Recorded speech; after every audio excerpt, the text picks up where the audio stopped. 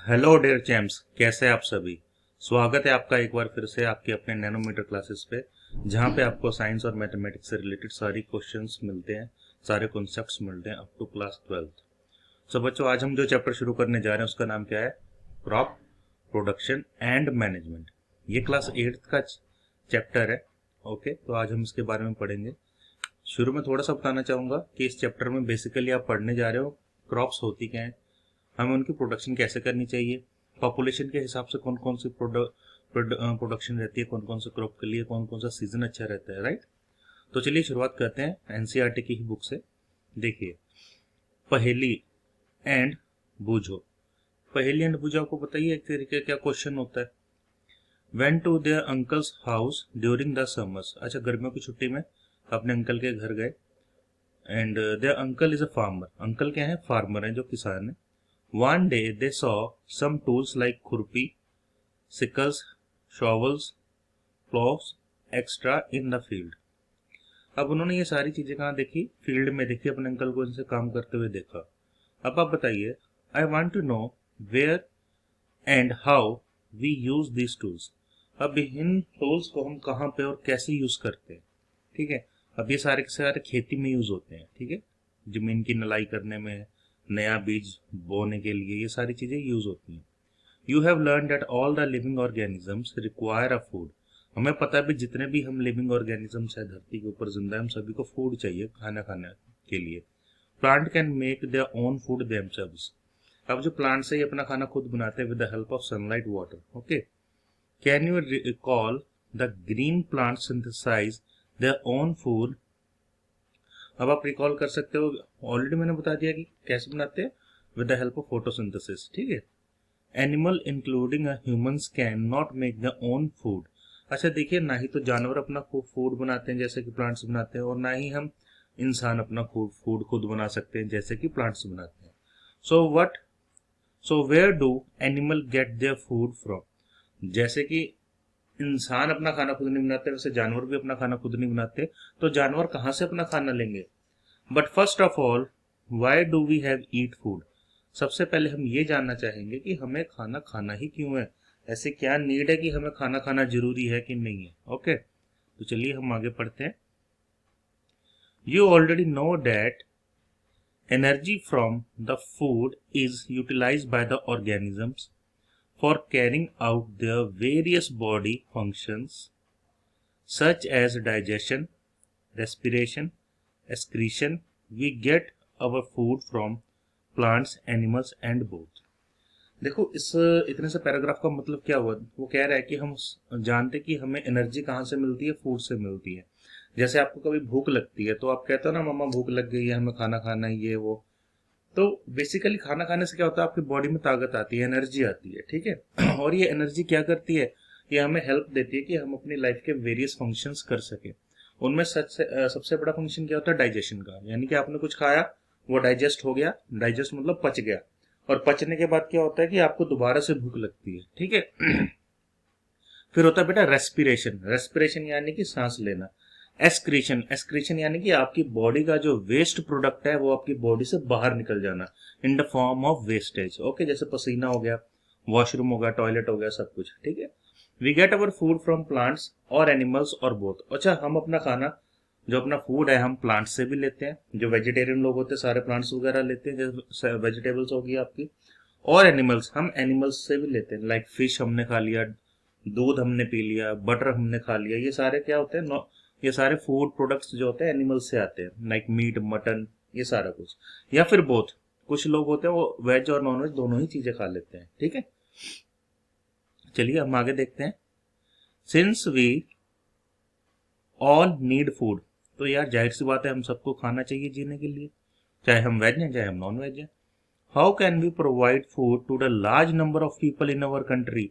अब बेटा यही आपका मेन कॉन्सेप्ट है फूड का, कि जब हर आदमी को खाना चाहिए, तो हमारी देश की पॉपुलेशन 150 करोड़ के आसपास हो चुकी है।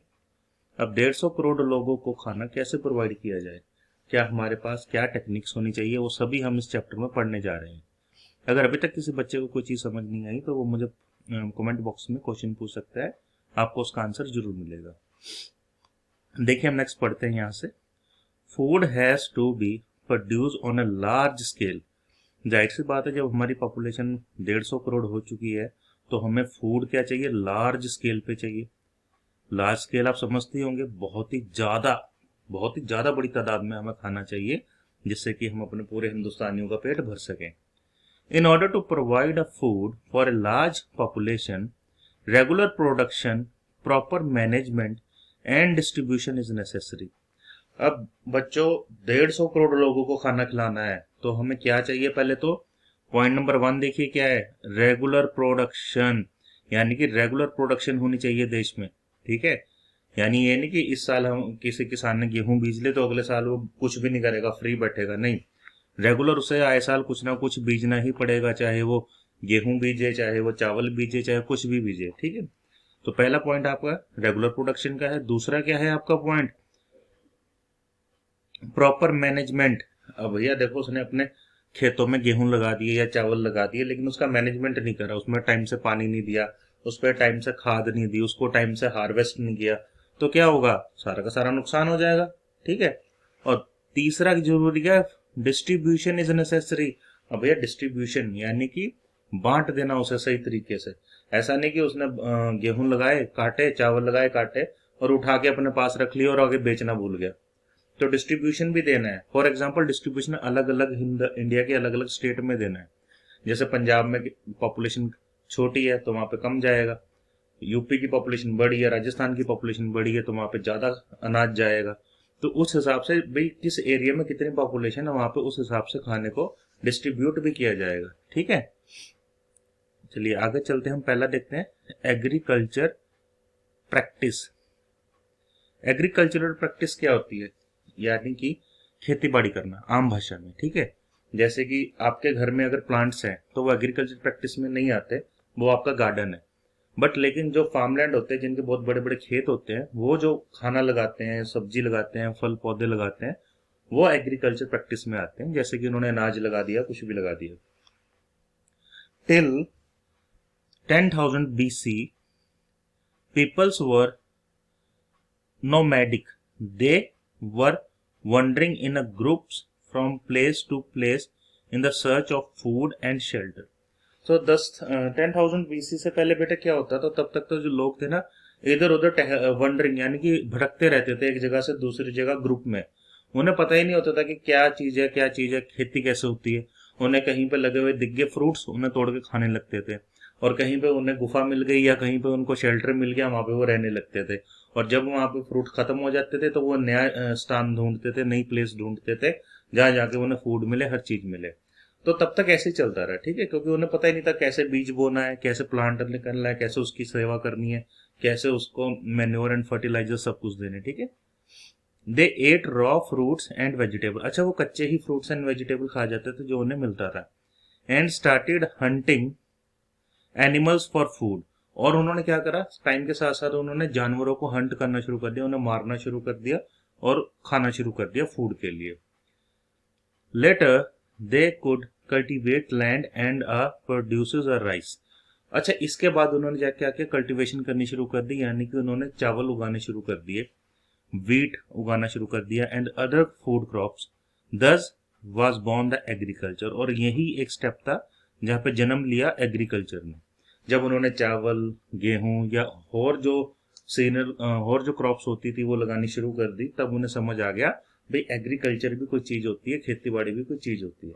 ठीक है, चलिए अब हम आगे पढ़ते हैं। When plants of the same kind are cultivated on one place on a large scale is called a crop. अब बेटा वन वर्ड क्वेश्चन आएगा आपको कि क्रॉप क्या होती है। तो क्रॉप होती क्या है? Basically CROP। क्रॉप का मतलब होता है जब एक ही किस्म के एक जैसे पौधे एक लार्ज स्केल पे लगाए जाते हैं और एक साथ लगाए जाते हैं, उसे हम कहते हैं क्रॉप। ठीक है बच्चों, यानी कि जब गेहूं या फिर चावल की फसल लगाई जाती है तो वो एक पौधा या दो पौधे नहीं लगाए जाते, वो अनगिनत पौधे लगाए जाते हैं लाखों की तादाद में। और फिर एक जैसे पौधे, एक ही ब्रीड के पौधे जब लगते हैं तो उसे हम क्रॉप कहते हैं, यानी कि फसल। ठीक है, for example the crop of wheat means that all plants grown in a field are that of wheat. वही जो मैंने आपको चावल और गेहूं की एग्जांपल दी है वही इसमें मेंशन है। You already know that crop are of different types like cereals, vegetables and fruit. अच्छा, क्रॉप अलग अलग तरीके की होती है। तो सीरियल्स हो गए, यानी कि हमारे अनाज जो होते हैं उसमें दाल चावल सब आ जाते हैं, ठीक है। फिर वेजिटेबल्स यानी कि हमारी सब्जियां, जो हम सब्जियां खाते हैं ना, सब्जियां पका के कुकर में, प्रेशर कुकर में, वो। और इसके अलावा फ्रूट्स जैसे अंगूर हो गए, सेब हो गए, संतरे, केले। तो यही सारे हमारे क्रॉप्स में काउंट होते हैं, ठीक है। चलिए हम आगे बढ़ते हैं। These can be classified on the basis of the season in which they grow. अच्छा, ये क्लासिफाइड है अलग अलग सीजन के हिसाब से। ऐसा नहीं है आपने संतरे किसी सीजन में चाहे तभी लगा दिए, नहीं। उनका एक सीजन है, गेहूं लगाने का एक सीजन है, चावल लगाने का एक सीजन है, हर चीज को लगाने का एक सीजन होता है। India is a vast country. India एक बहुत बड़ी कंट्री है। The climatic condition like temperature, humidity and rainfall vary from one region to another. अब भैया यहाँ पे इतनी बड़ी कंट्री में, इंडिया में, होता क्या है कि टेम्परेचर हर जगह सेम नहीं रहता, अलग अलग रहता है। ह्यूमिडिटी हर जगह सेम नहीं होती, अलग रहती है। रेनफॉल हर जगह सेम नहीं होती, अलग अलग होती है, ठीक है। तो इसी तरीके से जब हर जगह पे अलग अलग टेम्परेचर, ह्यूमिडिटी और रेनफॉल है, तो उसी हिसाब से अलग अलग जगह पे अलग अलग क्रॉप्स की प्रोडक्शन की जाती है। According there is a rich variety of crops grown in a different part of the country, ठीक है। तो जैसे एरिया में जो चीज इजिली ग्रो होती है वहां पे वो चीज ग्रो की जाती है। Despite of this diversity, two broad cropping patterns can be identify. These are, तो बेटा दो पैटर्न्स हैं इंडिया में खेती करने के। पहला खारिफ और दूसरा रबी क्रॉप्स। ओके बच्चों, खारिफ में क्या होता है अब ध्यान से पढ़िएगा। The crop which are sown in a rainy season are called a kharif crop. यानी कि वो क्रॉप, वो फसल जो बारिश के मौसम में लगाई जाती है उसे हम खारिफ क्रॉप कहते हैं। The rainy season in India is generally from June to September. Question आएगा बेटा, वन वर्ड क्वेश्चन भी आ सकता है आपको एमसीक्यू में, कि खारिफ क्रॉप कौन से सीजन में लगाई जाती है। तो जून से सितंबर तक लगाई जाती है और ये रेनी सीजन में होती है। इसकी example paddy, maize, soybean, groundnuts, cotton are the kharif crops. Paddy आपको पता है चावल को कहते हैं, मेज आपको पता है, सोयाबीन आपको पता है, ग्राउंड नट्स आपको पता है, कॉटन आपको पता है, ठीक है। अब इसके बाद हम अगली देखते हैं। अगली आती है rabi crop. These crops are grown in winter season. ये उल्टा हो जाएगा, खारिफ क्रॉप थी हमारी रेनी सीजन में जो एकदम समर्स के साथ आता है। अब रबी क्रॉप आती है हमारी विंटर सीजन में। क्लियर है? अक्टूबर से लेके मार्च तक, राइट। तो अगर आज दिसंबर चल रहा है या जनवरी चल रहा है तो अब ये कौन सा सीजन है? रबी सीजन है, ठीक है। तो रबी क्रॉप्स होती है, इनके एग्जाम्पल अगर आप देखेंगे तो क्या होगी हमारी, वीट यानी कि गेहूं, ग्राम यानी कि चने छोले, पी यानी पी क्या होती है आपकी, मटर, मस्टर्ड, सरसों, ठीक है, लिनसीड यानी कि तिल। तो ये आपके रबी एंड खारिफ दोनों हो गए। अगर किसी बच्चे को रबी और खारिफ तक कोई चीज समझ ना आई हो तो आप हमसे पूछ सकते हैं, तो मैं आपको इन दोनों के बारे में कंप्लीटली दोबारा से समझा दूंगा कि रबी एंड खारिफ होती क्या है। आपको क्वेश्चंस में, एग्जाम्स में रबी एंड खारिफ का डिफरेंस भी आएगा, तो आप एक बार अच्छे से रबी एंड खारिफ को कंप्लीटली पढ़ लीजिएगा। Beside of these pulses, vegetables are also grown during at many places। इसी के साथ साथ बेटा देखिए दो चीजें और, पल्सेस यानी कि आपकी दालें और वेजिटेबल्स, सब्जियां, वो भी इन दोनों सीजन्स में अलग अलग तरीके से बोई जाती हैं और हार्वेस्ट की जाती हैं। आगे बेटा आता है हमारा 1.2 में है the basic practice of the crop production. अब बेटा ये जो कॉन्सेप्ट है ये हम अपनी अगली वीडियो में पढ़ेंगे। अभी तक के लिए आप रबी एंड खारिफ तक सारी बातें अच्छे से समझ लीजिए। अगर किसी बच्चे को कोई समझ चीज नहीं आई है तो वो कमेंट बॉक्स में अपना क्वेश्चन डाल के हमसे पूछ सकता है, हम डेफिनेटली उसके सवाल का जवाब देंगे। तब तक के लिए बेटा जुड़े रहिए नैनोमीटर क्लासेस से, और हमारे चैनल को सब्सक्राइब कीजिए, शेयर कीजिए और वीडियो को लाइक कीजिए, और यहाँ से साइंस और मैथ्स मैट्रिक्स की फ्री एजुकेशन को हासिल कीजिए। जय हिंद, जय भारत।